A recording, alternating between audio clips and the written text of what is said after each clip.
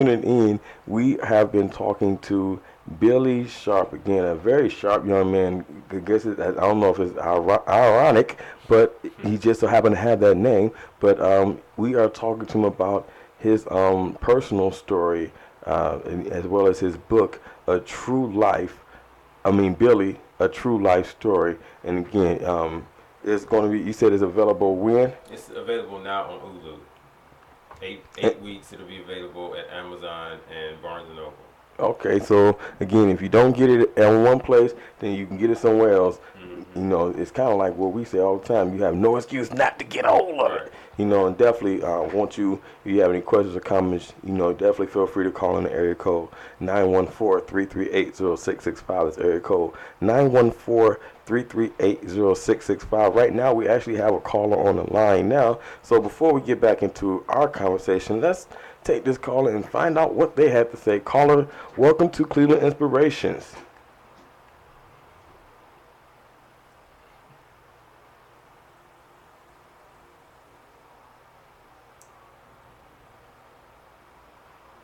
Okay.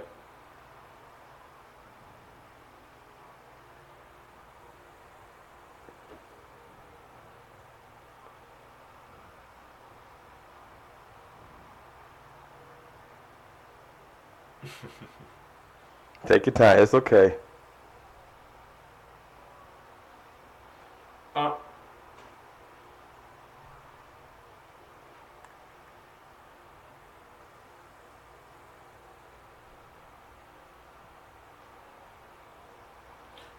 I'm gonna take the first one, then I'll ask the second one after I finish. I think the book will touch people across the board because one of the underlying story is being able to overcome, and certainly with the learning disability, and then the sexual stuff. I think it's something in there for everybody. You could be 69 with having have dealt with a learning disability and only come out of it or come to the point where you want to do something about it at that age. So I believe there's something in there for everybody. So I wanted to touch everybody across the board.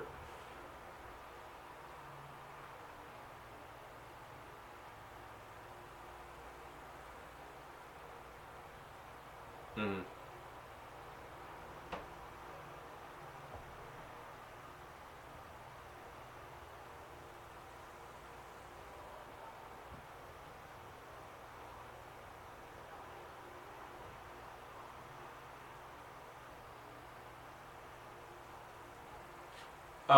It's funny that you asked that. Yeah, there is a will be a part two. It'll be called From Poverty to Politics, and it chronicles how I got involved in politics and really interested in do this the stuff that I do now. So yeah, there will be a second book. All right. What you say your name was again? Anthony. Yeah, Okay. Well, we definitely appreciate you for calling to the show, and definitely thank you. thank you for listening. Definitely. Wow. That's a book. I guess we were gonna ask that later on anyway, but kind of killed the mood a little bit. No. But no, that's definitely something that we want to talk about because again, we've had you on the show kind of promoting the whole political side, Mm-hmm. promoting some people politically, and that's kind of again a big step for somebody that may be in a situation. And I say that not to say to draw negative attention to it, but because again I know people who have overcame disabilities, whether it be short, being a short person, or being a little person, or again, have a speech impediment or whatever, and they still manage to be involved in so many great things. Like, wow, Mm-hmm. how are you doing that? But to some people, you shouldn't be there. Right, Like you said, you should be fixing vacuums. I mean, that's the right, first time I ever heard that one. right. I not heard the fast food restaurant, but vacuums. I mean, it was either fixing vacuums or in jail, um, which would the kind of the knock on somebody who may not be may have a learning disability or a little bit slower than somebody else. But what I've come to realize in the last 5 or 6 years Mm-hmm. is that my life is more than just me. I came to the realization that it's supposed to be an example of how does a person that didn't have a father, had a sketchy mother and a not such a good relationship with her, that had a learning disability, that had all these obstacles. How does that person survive? How does that person become something other than what the normal what is supposed to be? How do you not go to jail? You know what I'm saying? How do you not work in that factory putting together vacuum cleaners? How do you do something greater? Right. Well, I took it on as my life is supposed to be that example to show people how that is supposed to be done. Right. Now, again, you mentioned this. You know, we started the conversation. I'll start this interview mentioning your mother, and you just mentioned her again. And you know, it's kind of hard to even deal with that concept. You know, you said your father's not there, and by today's standards, that's normal. You know, dad's not here. I'm a single mother. You know, your mama's boyfriend is my daddy, or I got a stepdaddy. You know, it's like, oh, no, you still got somebody there. But what do you do when you don't have a mother? That is a hard conversation, because mothers are known as the nurturers. Those are the ones that, you know, help you deal with things emotionally, you know, prepare you. I mean, fathers teach you certain things about how to deal with women, but mothers teach you even more. They say fathers teach you how to be a man, mothers teach you how to deal with women. You know, but your mother, for some reason, in the book, your mother wasn't really there for you. So, why do you think your mother was not interested in your life growing up? I think because her the original home life was broken, so it wasn't taught to her that a man and a woman are supposed to operate in marriage. You know, we try our best to tell our kids what the right thing is to do, but kids learn by what they see. And my mother saw a household that didn't have a mother in it, so she kind of reproduced that same situation. Hold on, hold on, stop. So you said your mother had a father, but she didn't have a mother. She had a mother and a father, but they didn't operate in a household together. Oh, They were wow. separated. Okay. You see what I'm saying? So at 16, her father was Papa was a Rolling Stone, like you said. Her father was out doing. She knew who he was, but he was out doing whatever. Right. So the first guy that came along and told my mother that she was cute, there you go, because she didn't hear that reinforced at home by a father figure that was in the home. I think people don't realize how important it is to have both functioning parents in a household to set an example for a young child. Right. It's just I'm a prime example. People like to say, well, you know, a single mother can do it on her own, or a single father can do it. Yes, To a point. to a point, but not with the always the best outcome. Right. Now, would I rather been raised in a household where I had a mother and a father? Absolutely. Now, would my life turn out any different? I don't know. Right. But that's not a black hole that I would have to deal with. You see what I'm saying? Right. I'd rather have it than not have it, because I know what it's like not to have it. You see what I'm saying? Right. Now, again, and you hope over time that they say wounds supposed to heal. You know, you said you're 38 years old, and wow, that's a long time. First of all, what you said, at 8, you started off with that gap of 8, and now here it is 30 years later. What is the relationship with your mother like? You know, again, growing up with her not really being interested, and of course, like I said, me, I haven't even known you that long, but I know you do quite a few things. Not to mention all the Facebook invitations. Not to mention all the Facebook invitations I get, but Right. you know, you're doing a lot of things. What is your relationship with your mother now? You know, again, with all the positive things you're doing.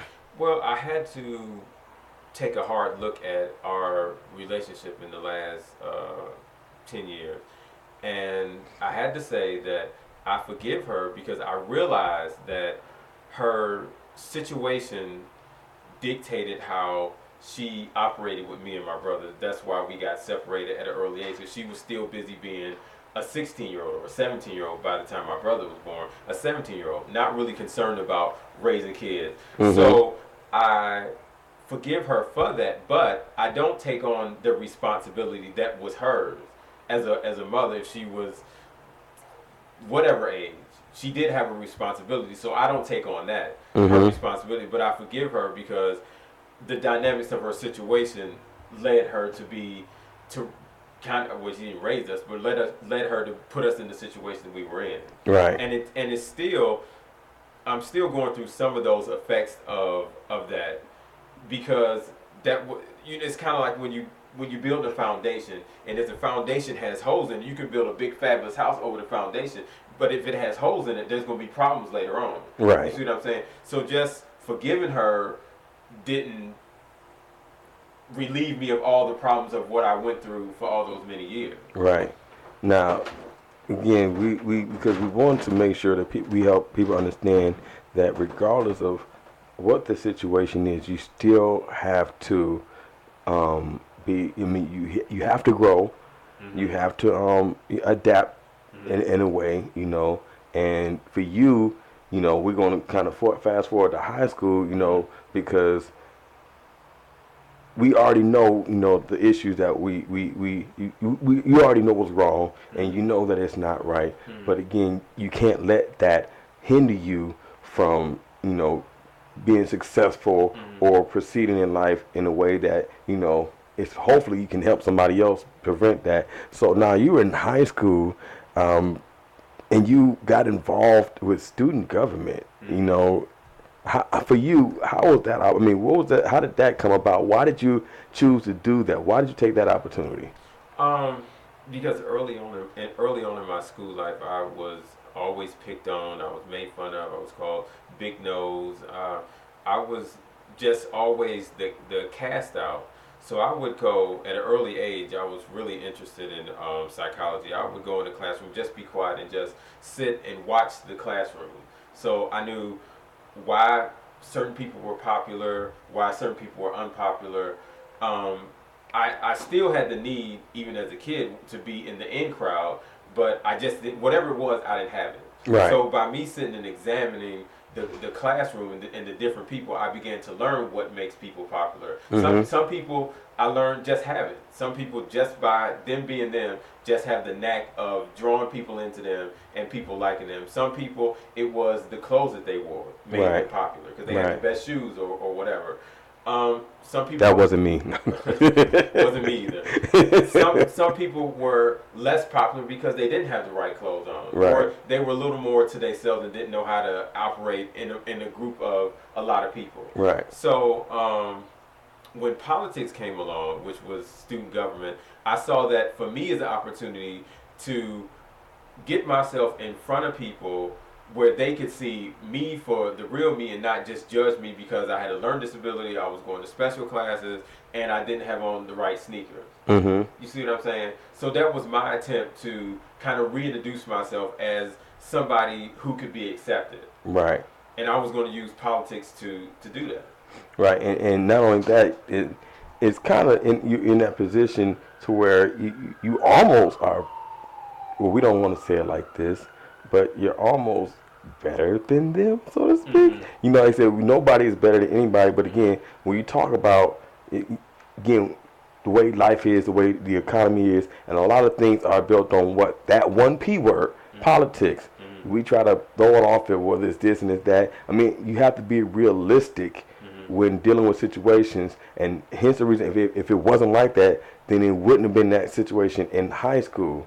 And of course you kind of answer the next question, why politics, but while you are in that situation, while you are in student government, if you don't mind me asking, what position did you hold while you were in student government? President. Right. Well, hey. But see, that came from that teacher telling me that I was going to be less than. So Right. from then on, it wasn't. I wouldn't accept the position of vice president or this or that. It was always then I had to be number one in whatever I did and hold that key position. So people came to me for advice or whatever. And I had another thing where it was so that people made fun of me and all of this. That was my way of reversing the role. So I was going to use all the people that were popular and the people that was unpopular. I was going to be in the middle to get to be president of the school. So now everybody has to come to me once I get the position. Right, and again, like you said, whether one way or another, you got to deal with me. I may not be the most popular, Exactly. and I'm not unpopular. Right. But if you want something, if you want to make something happen, hey Billy, Mm-hmm. can we get some more French fries? Exactly. Hey Billy, can we get more field trips? Well, hold on, let me think about that. Right. But, No. but and that's how the story kind of begins to come to an end. Is how I started off at such a low point, Right. but then by the time I got to high school in that senior year, I was just like, way up there. I was having, I was giving speeches at NASA, doing community announcement with the mayor. Mm-hmm. I mean, it was just, exactly what I had planned on. Wow. Well, I'll tell you what, of course you can call in, though we definitely want to make sure you know you can call in the area code 914-338-0665 if you have any questions or comments for Mr. Sharp. Again, that's 914-338-0665. We have another call on the line now. So, caller, welcome to Cleveland Inspirations. Hello. Hello.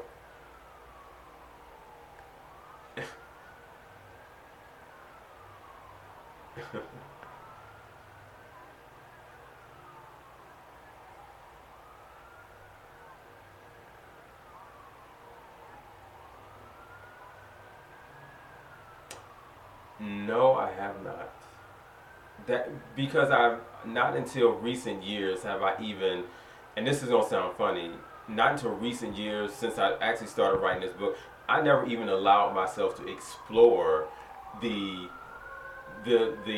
situation of not having a father, because I thought that if I allowed myself to explore it, that it would be so hurtful and I'd end up crying on the floor and all of that, and then slip into, well, that's why I don't have X, Y, and Z because I didn't have a father. I had to not be able to play the blame game for myself. Mm-hmm. I didn't want to blame my mother. I didn't want to blame the fact that I didn't have a father. I had to just go ahead and do what I had to do. Right. Because I think a lot of us get tripped up in, well, I'm not a doctor because my mother only made minimum wage, or all these other things. That can't be the case. Right. You got to take your life the way it is right now and move the ball forward. Right. So no, I didn't.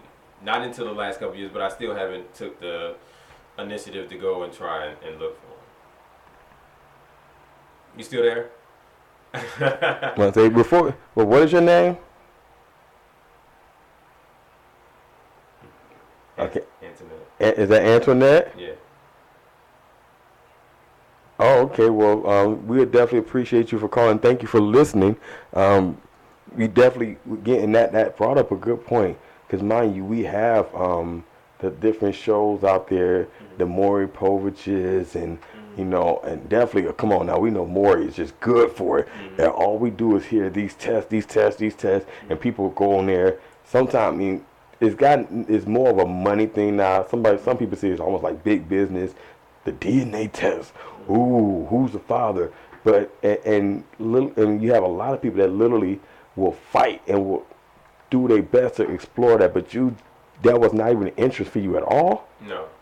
And then I thought too about what was a reason I don't blame him, Mm-hmm. because my mother was 16. He could either 15 or 16 or 17 or whatever. I don't know what the dynamic is that did my grandmother run him away and say don't ever come back. I mean, he's at that age, he's still a kid. Mm-hmm. What is he supposed to do at that age, to continue knocking on the door? I want to see my child. Some people don't have it at that young age. Maybe he didn't have the money to support a child. He came to the door one day. Grandmother could have said, "Don't you ever come back here again." Who knows? So I don't waste my time investing sorrow or hate for him, because what is it gonna do? Right. Just like I learned about my mother, me being angry with her, what does it do for me? Mm-hmm. Nothing.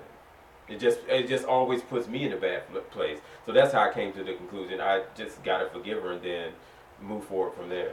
Now, again, we talk about the whole father, going back to the whole father figure, because where you did not go and search for your own father, you mentioned the fact that your mother had a boyfriend, and for some kids that's okay. Well, hey, that's just another guy. You know, depending on how the relationship works out, you know, oh, mama's gonna be with him for a little while, or mommy don't even bring him around because who knows how long he's gonna be around, period. And so you never meet him, you just know mommy got a boyfriend. But for you, I guess your mother's boyfriend was around long enough to the point where you felt it was okay to call him your father. So now it did work out, but why did you feel it was necessary to call him your father, even though you never met your father and didn't have the desire to meet him? Because at some subconscious level, I did want a father. Mm-hmm. So, but it took me years to warm up to the point where I'm saying, calling him father. But then just turned around. As soon as I got to that point where where I was willing to accept him, it's in the book. He ended up going to jail for selling drugs, and then by the time he had came back, before he went to jail, he had fathered another child. Mm. So he was at the transition where he was about to move on to another relationship. So it was another missed opportunity. So right when I'm at the point where I'm about to open my heart and say, accept this person as father, I'm writing him letters while he's in jail, all of this. When he gets out of jail, I'm thinking he's coming back to our house, but then no, he's going to live with this next lady who he actually has a son by now at this point. Mm-hmm. So it was heartbreak all over again. Wow. Another reason why I said, well, let me just not even deal with the old father. Right, right. Because now I've been burned twice. Mm-hmm. One by a father I don't even know, and one by somebody I was ready to consider to call father. Now, again, and kind of not, like you said, again, I'm forever, you ask wrong questions, man. Because, I mean, it just sets the opportunity for that. Mm-hmm. But, again, with you having that guy there, have you ever thought to reach out to him again, or did you ever want to talk to him, the second guy? I seen him like some years after that, but I think for me the way that I was raised and moving from household to household at such a young age and living with this person that I'm supposed to care about, and then that situation changes, and then I was really affected by how I could get friends at a young age, and then if we moved or they moved, that friend is no longer there. So later on in life, I really became detached from people. Mm-hmm. Where if you're not here right now, then my concern is not so much of, you know what I'm saying? Right, right. So the whole situation kind of numbed me as far as feelings are concerned for people. So I didn't have the urge, just like I don't have the urge to look for my father. After he was out of the picture, I didn't have the urge to go and seek him out. Because then there's an opportunity for rejection there. Mm-hmm. See, I could go to his house where he now has 2 or 3 kids and knock on the door and be like, well, I don't want to be bothered with you.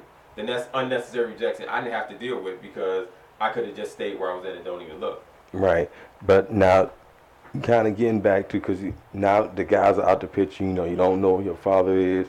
You never met your original father, your biological father, you can say that. You haven't met your biological father. This other guy, you know, he's gone on about his life, but your mother's still there. You know, you still have your mother. You know, again, they say if you don't have nobody else, you always got mom. You know, for whatever reason, you know, you need mom there now. But for you, you said you didn't have your mother. Your mother wasn't really involved in your life. You know, do you think if your mother was more involved after these guys, again, just I guess on a general basis, do you feel that your outcome, that your life would be better if your mother had been more involved in your life? I always say I can't say that, but I would have liked to experience it. This is in the book too. So one day, me and my mother are on our way to her job, and she works not too far from where we stayed at. And for some reason, this day we took a different route to her job, and we're coming up the street, and there's these kids that are on the porch. Just for absolutely no reason, they came off the porch and started. You okay? I'm fine. Go ahead. They came off this porch and started ridiculing me and poking at me and all this stuff. So I'm actually have zoned them out for a second. I'm looking for my mother because I'm assuming that she is about to turn around and just lay into him, because it's not like it's 2 or 3 kids and I can kind of fight them on my own. It's like a group of kids. Right. So I'm in a situation where if I couldn't defend myself if I wanted to. So I look, and my mother is almost at the corner of the street. Wow. And I could look and see her look back at me. She did not turn around to say, y'all get away from him, to lend a helping hand or anything. So I got so far down the street, and the kids just, stopped what they were doing and turned around and went back to the porch. But that left a serious rift between me and my mother, because I'm still at an impressionable age, and I'm thinking, this is my mother. If, like you just said, if nobody's supposed to look out for me, she was supposed to. That hurt me really, really bad for a long time. I think when we got to her job, I mentioned something about it, and she just didn't even respond. No, she did. She did respond. She told me that that's stuff that you have to deal with, and you have to grow a thicker skin. Now, it's different if that was one person that I was fighting against. That may be appropriate, but this is like 6 or 7 people, boys and girls. That's not the comment that you should have made to me. That in the midst of me being attacked by 6 or 7 people, that's just something that I have to deal with, and that's just the way life is. No, that was unacceptable to me. I was always, even when I was young, a person of reason, and that made no reason to me whatsoever. Right. Now, apparently there were some other issues that went on, because you talk about it in the book, the fact that your grandmother called Child Protective Services on your mother. Now, again, just for the situation you mentioned, as far as her not being there to protect you, with these young people, antagonize you, or almost in some instances look like they were trying to jump on you. She wasn't there for you. Now, before we even kind of get to that part, why would child services even be a reason? Why would they even be a reason? Yeah, why would they even be a reason for her to be? I got you. Yeah, I'm sorry. Let me get the question out. I'm sorry. 'Cause again, when you think about certain issues or certain situations, it's like, wow, that shouldn't happen. I mean, it's possible that it can happen, but why was it even necessary for Child Protective Services to be called? Oh, because at 16, my mother was busy being a 16-year-old and not as concerned with me and my brother, like I said. So she would go, not come home some nights, not come home for weekends, and my grandmother got tired of it. You're not going to dump your 2 kids off on me. I don't know what the relationship between the 2 of them were, because I wasn't old enough. But I do remember, and this is in the beginning of the book, I remember after somebody had hit me in the nose with a 2x4, and I came to or whatever, and I'm laying on the bed. The room is kind of dark. My brother is in another bed crying, and there's a shadow or kind of figure that goes and sits next to my brother. He doesn't stop crying. I hear a voice yelling, keep the kid quiet. My mother gets up and leaves out of the room. This shadow, I'm assuming, is my mother. Then the bigger shadow, which I'm assuming is my grandmother, goes and sits next to my brother, and my brother stops crying. Right. So that tells me that, 1, my mother really wasn't interested at that age in me and my brother, and 2, I think the relationship between my mother and my grandmother wasn't a very good one. Right. Right. Well, I'll tell you what, we're going to talk more about that, and definitely feel free to call in with your question and comments at area code 914-338-0665. It's area code 914-338-0665. Again, we are talking to Billy Sharp, not by accident. But we're talking about his background, his life story, as well as his book, Billy, A True Life Story. We're going to talk more about that. Again, feel free to call in with your questions or comments at area code 914-338-0665. But we'll talk more with him after this commercial break, so stay tuned.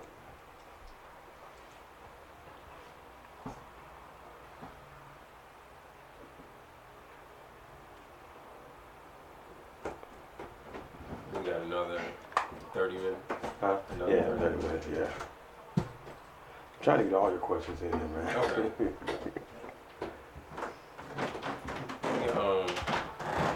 At some point close to the end, just plug the book signing. Okay. Yeah. Well, I got a couple questions out, but yeah, we can do that. or we can shorten the answers up probably. Huh? They say either I can cut a couple questions out, or we just shorten the answers, try to get it. Yeah. Okay. Just kind of follow you. Just follow me on that. Okay. Because I definitely want to make sure we get that in. Okay. What's it? This Yeah.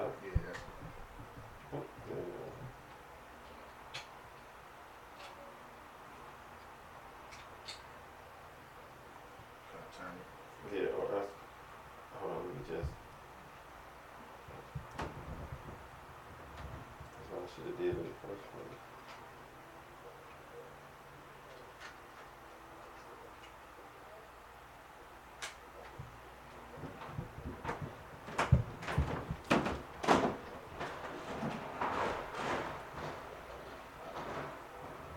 So when do you think the documentary's gonna be done? The last day of shooting is actually at the book signing. That'll be the last day of shooting, and then we do.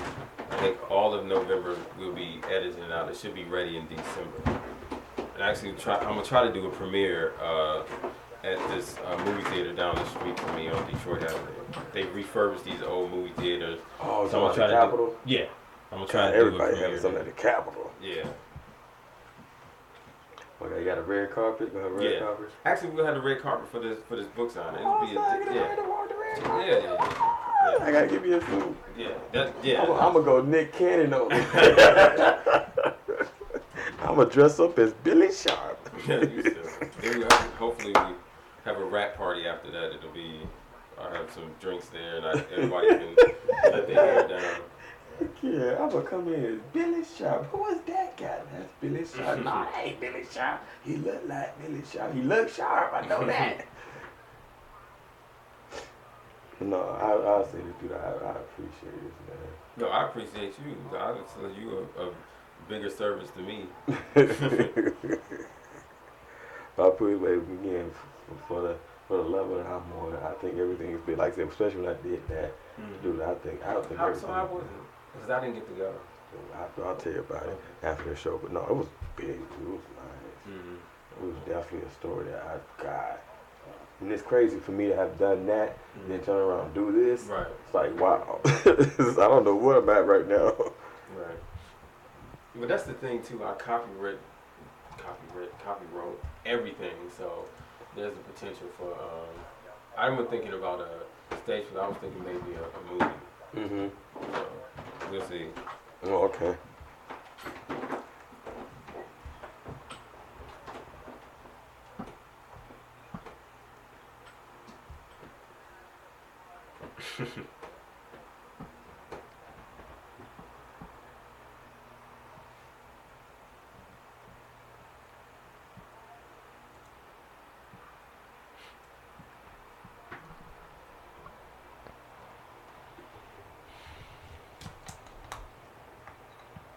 And we are back. We are back. If you're just tuning in, or if you're listening to us archive, we are talking to Billy Sharp. Billy Sharp, and we're talking about his personal story as well as his book titled Billy, A True Life Story, which is available now on Hulu, which is definitely an interesting title for me. I've never heard of it, so it makes me want to go and look it up. But it's also going to be available on Amazon in 8 weeks. And then it's going to be available in Barnes & Nobles. At Barnes & Nobles, yeah. God, you get your book in Barnes & Nobles. You know you got to be somebody.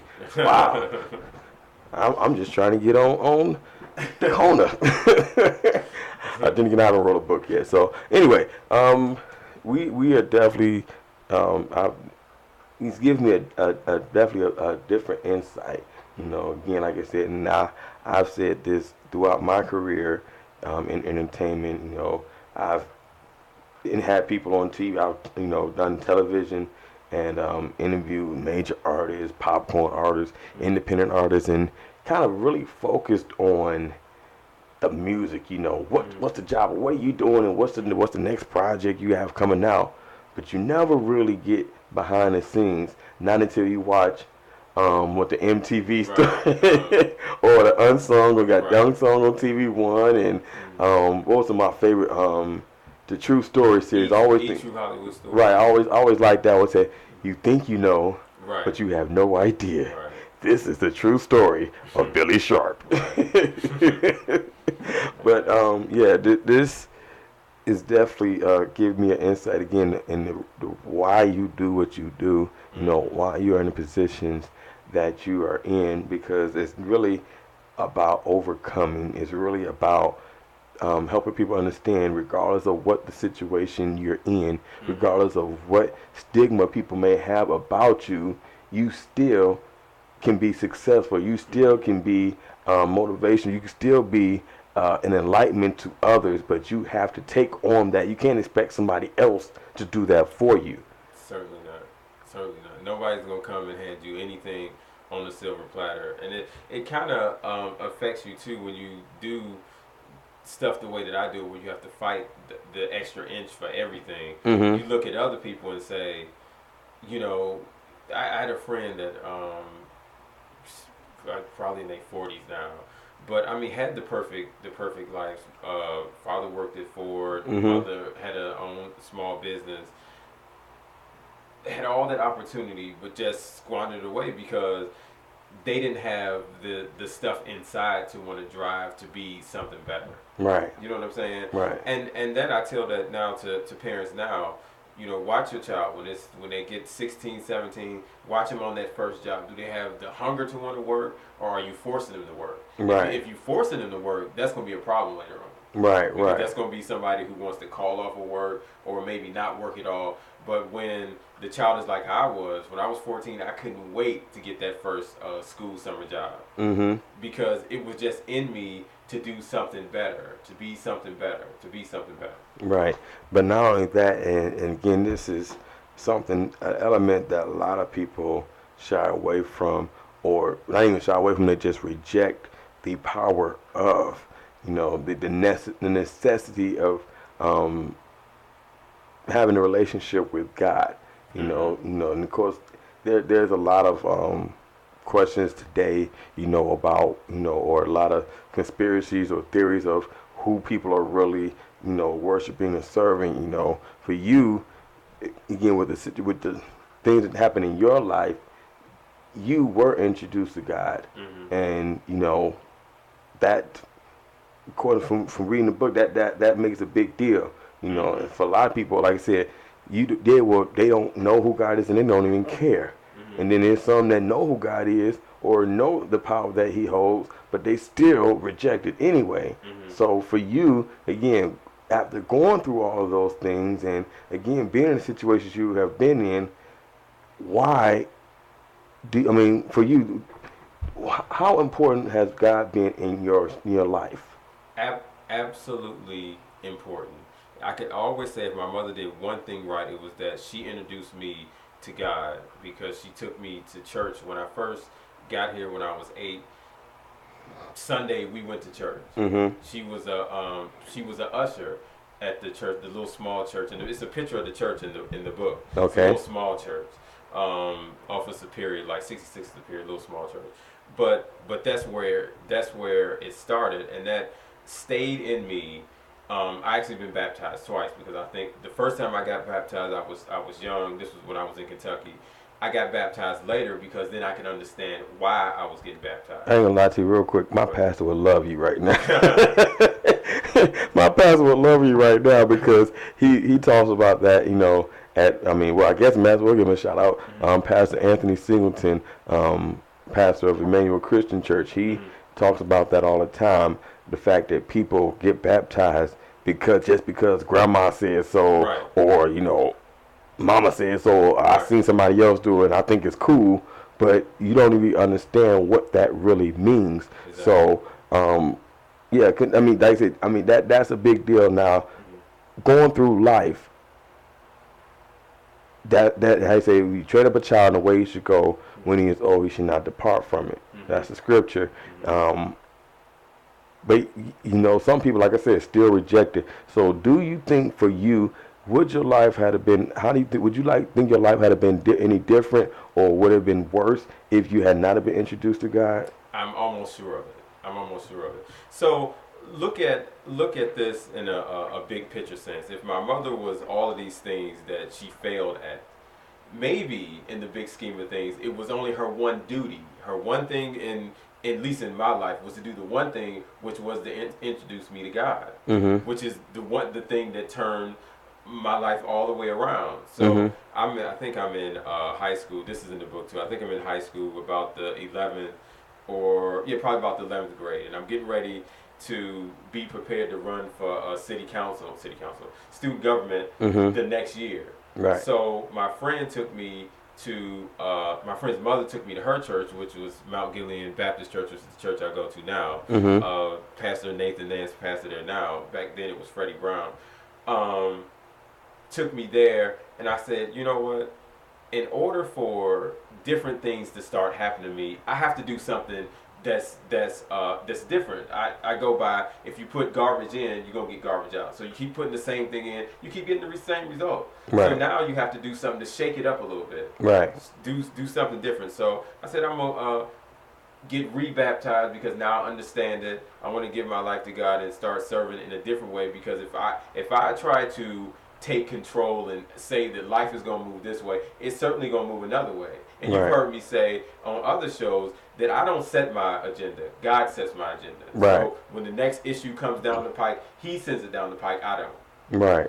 So it was tremendously helpful, and I do believe if we're not for God, I would probably either be dead by now, or I would be in jail. I had 3 instances where I almost died.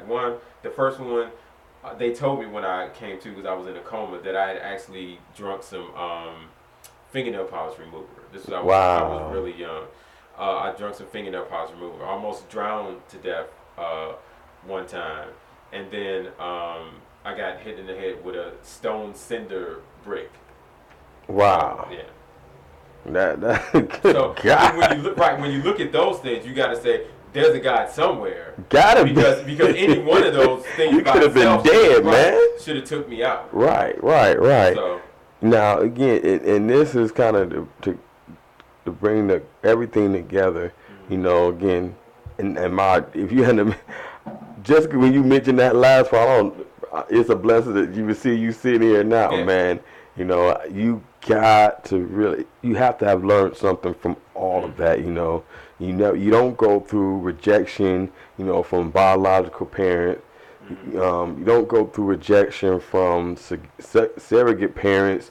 You don't go through, molestation, bullying, and all that stuff without learning something. So through all of these situations, through all these things that you've gone through in your life, what is the one major lesson that you have learned? The one major lesson I've learned: be kind to people, because the part that we didn't get to, and it's kind of an underlying thing in the book, is that there were always angels where my mother may not have made it up to standard, or a teacher may not have made it up to standard. There were other teachers that went the extra mile with me. There were neighbors that went the extra mile. When they saw maybe I didn't have enough food to eat, they would offer me food to eat. I'm thinking like 13 and 14, my mother began to, when she left to go to work, she would lock the refrigerator. Wow. So while she was gone to work for 4 hours, I didn't have anything to eat. So neighbors were there. I call them the angels of my life. They were there to kind of lend that extra support, so where it was enough for me to get through. They say that, God doesn't put more on you than you can handle. So that's certainly true, because he didn't. He put those people in the right place, so they were the cushion, so I didn't just completely crack up under the pressure. I had what I needed to make it through. Right. And again, that's something. Wow, I'm going to let that go. It's just because that's something that you really don't, everybody can't deal with, Yeah. Again, when you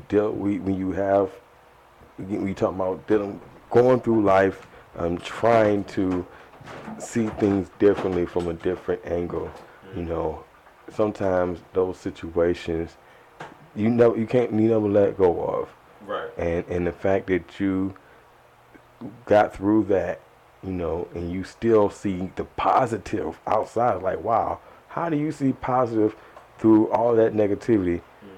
But yet you have. Mm-hmm. That really speak that, like you said, first of all, when you mentioned the influence that God has on your life, Mm-hmm. that and the fact that you're still in church, and Mm-hmm. I definitely you do a lot at Mount Gilead, again, thanks to the Facebook invites, but we definitely know that it is a commendable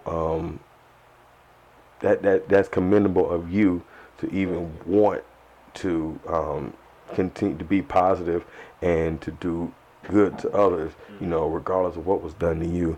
Um, Last thing, and this is kind of just a throw-in question, so to speak, because we've talked about the whole father situation. We've talked about, like I said, the surrogate, father, whatever, and do you still have a interaction? Do you have an issue dealing with male figures or interacting with other guys that you come in contact with? I still have the angst about father figures in other people's households. Mm-hmm. Coming here today, I had the March of Fudge parade earlier today, and I was going home to change clothes, and one of the people in the building that I stay in, me and her are really good friends, but she has a male that lives in the house, and it just, when he comes around, I just get uncomfortable. I don't want to, speak to, I still have some of that.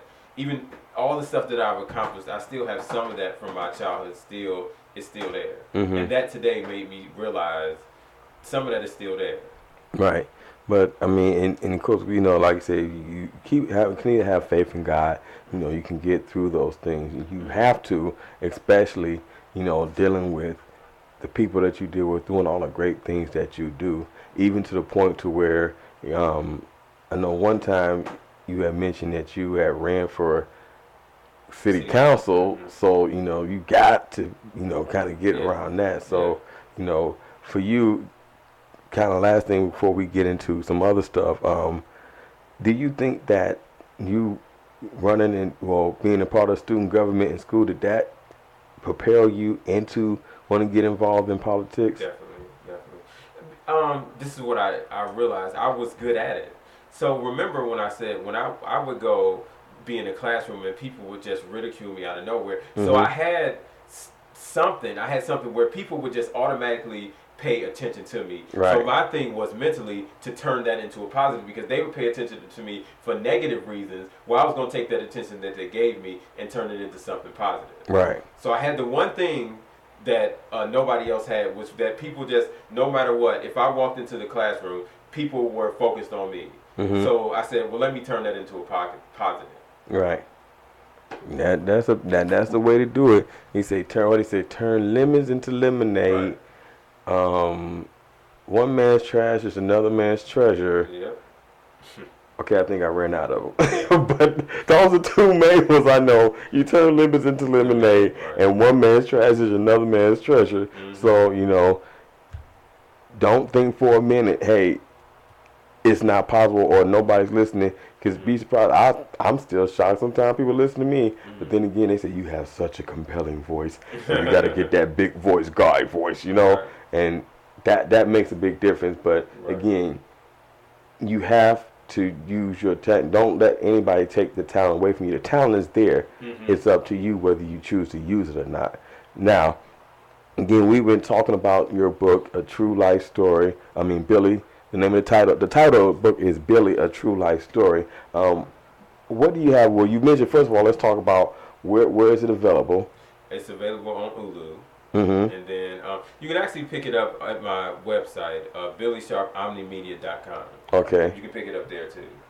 So that's a company that I built around this concept of, I was getting ready to start selling the book and then some other educational material. So I just went ahead and started a company, Billy Sharp Omni Media.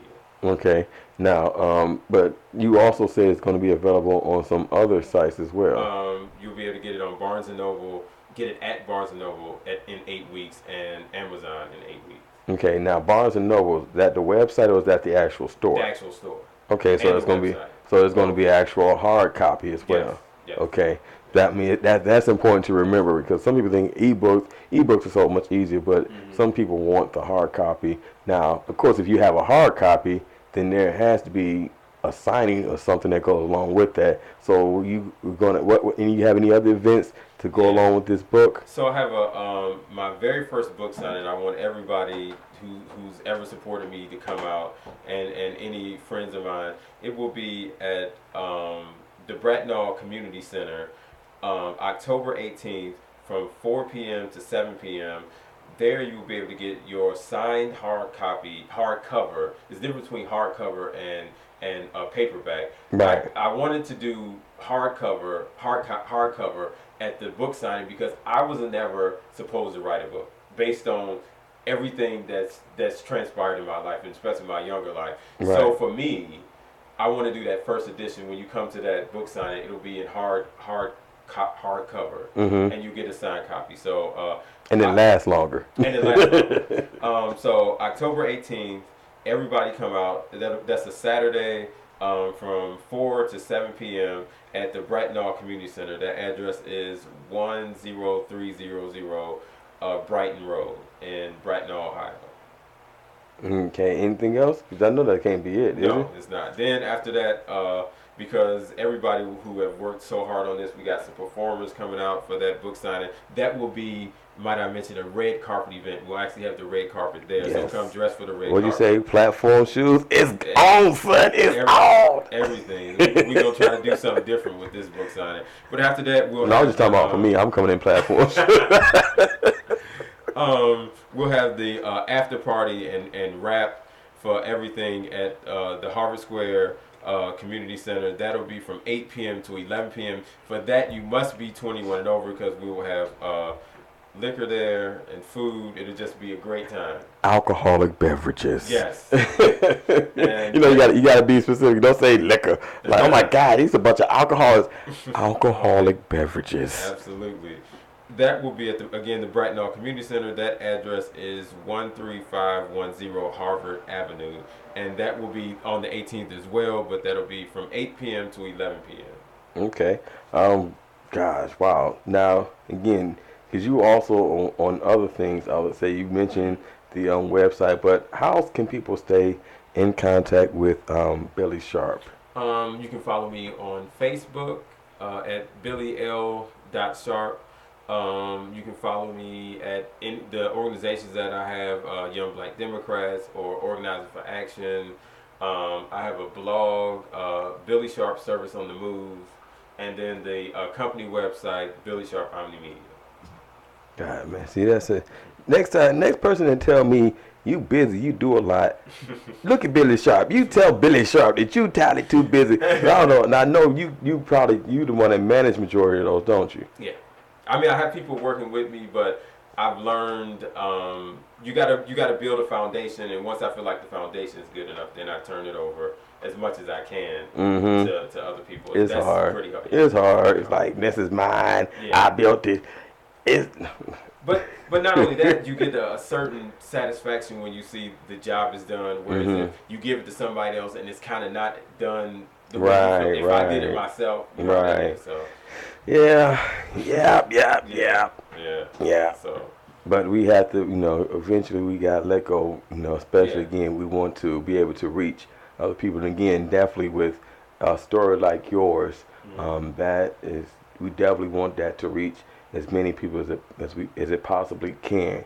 Not just here in Cleveland, Ohio, or Northeast Ohio, but Ohio as a whole, and definitely across the United States and the world. Because the thing is, for just your story alone, there are similar stories out there, but the thing is, not everybody is telling it. And again, I mentioned earlier in the show about Laura Cowan, telling her story. And again, they have a stage play on about it, and I mean, they're doing some other things, but it has to get out there because you never know who may be affected, who may see it or read that book. Like I said, if you plan on doing a movie later, or again a documentary, you never know who may see that and say, "Man, thank you, Billy," because I was that close to giving up. Right. I was that close to letting go. But I read your book, I saw your documentary, and I'm inspired now. Now I want to do this. I mean, not. Of course, you got some kids, little kids might say, "I want to be president," but some people might just say, "Look, I want to go back to school. I had been fighting for the longest, or whether to go back and get my GED, and because I had a disability, or because everybody told me you weren't going to be nothing, but because of you, and your struggles, with your disabilities, now I feel that I can do the same thing." Exactly. So And for some people need those figures to look up to. I certainly know that the president is a figure for some people. I know that Oprah Winfrey is a figure for some people to say, no matter what your background is or where you came from, you can aspire to be whatever. You look at Oprah's situation; she was a young black girl that in her time at that age, it would have been inconceivable that she'd have been a billionaire later on. Right. You know what I'm saying? For Barack, the same thing. It would have been inconceivable coming from where he came from that he would be president one day. I'm saying not only that, and it's notable, regardless of what people say about him, he only served one time. He had just got elected as state representative or state senate, and it was a state senate. It was state senate actually, and state senate. Then he went on to be senator. Then he went on to be a senator. He'd only been there, I think, for 2 years. Right? No. Was he state senator? Okay. He was a state. He was an actual U.S. senator. He was a state senator. Then he went to be a U.S. senator, and he had been in that 2 years. But that's how God takes effect. That he's to show you, no matter what anybody else says, because people say, well, he wasn't supposed to go that way. He was supposed to be a U.S. senator for 6 or 7 years or 8 years or whatever, then build himself up there. God said, no, when I say something's going down, it's going down. Right. Now, he only have to be there as long as I say be there. 2 years, he's ready to be president because I say so. Right. But that's, again, God setting his agenda, not him setting the agenda. Because I'm sure is at some point he couldn't realize when somebody came to him and said, from this position, only 2 years in the U.S. Senate, you're going to be the next president. Come on. Somebody had to do a lot of convincing and him sitting down with God to say that this is even possible, or I'm just going to take a stab at it and see what happens. Right. But that's God, though. Not anybody else. Right, I'm saying almost he got 2 more years. We got maybe about 2 more years left in office. And it happens. Yeah, it happens. So definitely, I appreciate. Hold on.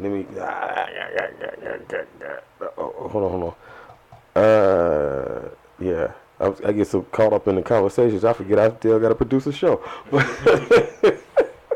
But definitely appreciate you for joining us live here, man. Absolutely, anytime. Well, I ain't gonna say anytime, because that might be next week. Right.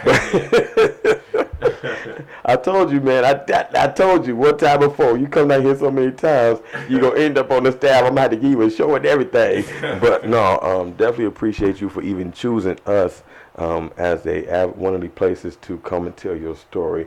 It's definitely appreciate it, and definitely look forward to hearing more from you and later on to come, and definitely to be at those events to support you as well. So definitely appreciate everybody for tuning in. We got to get out of here. Actually, tune in Wednesday, because I'm going to take a break, and I'm going to replay a show that's very necessary to repeat, and that is the show dealing with the situation in Ferguson, Missouri. And again, that we had a great conversation. Definitely want you to listen to it. Don't call in, but listen to it and then share it with somebody, because it's a situation that, regardless of whether it's died down or not, either had the funeral, but the situation, the problem, the issue still goes on. So tune in for that this coming Wednesday. But then also make sure you tune in for Synergy of Life Holistic Health and Wellness Radio Show with Mikael Nube and Don Blake Jr. on this coming Thursday. Until next time, I'm your host, Mr. Yancey. And remember, as always, no excuses.